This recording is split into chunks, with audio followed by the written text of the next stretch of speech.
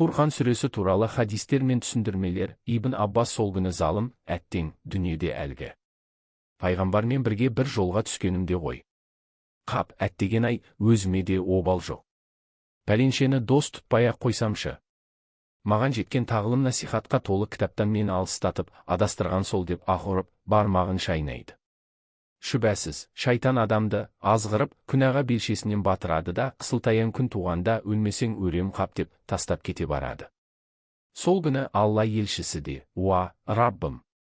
Расында қауымым бұл Құранды мүлдем тәрк қылды деп айтты деген аят жайлы былай түсіндірді. Аятта аты аталған залым Уқба ибн Әбу Муайт, аты аталған дос Халил, Умайя ибн Халаф, достың Убай болғандығы да айтылған. Аяттың түсу себебі солармен байланысты. Мәселе былай болған: Уқба бір ас дайындап Құрайыштың атқамінерлерін шақырады. Расулалла саллаллаху ғалейхи уә сәлем да олардың арасында еді. Расулалла саллаллаху ғалейхи уә сәлем Уқба тәухид сөзін айтпайынша астан алмайтынын айтты.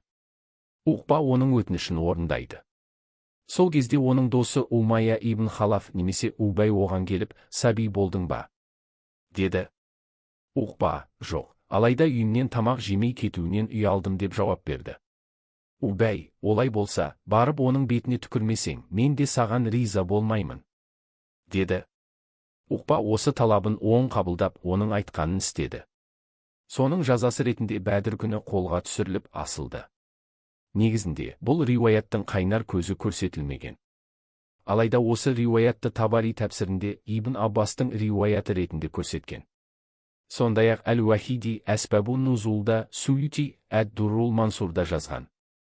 Түсіндірме. Осы аят Құран кәрімдегі жаман жолдастан сақтандыруға қатысты түскен аяттардың бірі. Фәни дүниеде бір шама достар үшін, достықтар үшін аянбай тер төгесің, дегенмен о дүниеде сол істерің өкінішке ұрындыруы мүмкін.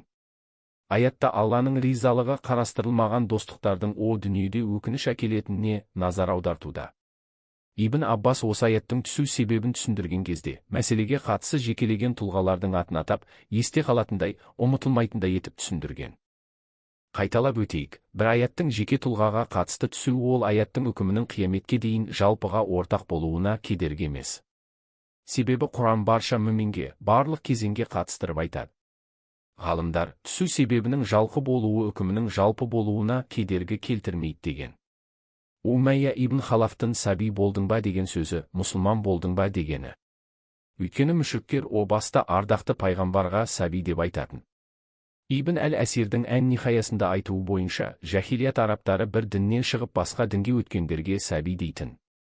Мұсылмандар да Құрайыштың діннен шығып, ислам дініне өтіп жатқан еді. Бұл сөз шығу деген етістікті білдіретін саба түбірінен тараған. Жұлдыз туған жерінен шыққан кезде жұлдыз шықты, туды делінетін. Саби сөзі қолданылған сөздің біреуі, көпше түрі субат. Мұсылмандарға қатысты жиі осы түбірден тараған масбу сөзінде қолданған. Ибн Мәсғуд былай дейді: Алла елшісінен күнәнің ең ауыры қайсысы деп сұрадым. Ол, өзіңді жаратқан Аллаға ортақ қосуың, деп жауап берді. Сосын қайсысы дедім. Асыңа ортақ болады деген қорқынышпен балаңды өлтіруің, деді. Мен қайтадан, содан кейін ше, дедім. Көршіңнің әйелімен зина жасауың, деді. Расулалланың осы сөздерін қуаттап, олар Алламен қатар басқаны да құдай тұтып жалбарынбайды. Алланың өзі ардақтаған әрі жөн жосықсыз өлтірілуін харам қылған тірі жанды нақақтан нақақ өлтірмейді, зина жасамайды. Кімде кім осы айтылғандардың бірін істесе, ауыр жазаға ұшырайды деген аят түсті.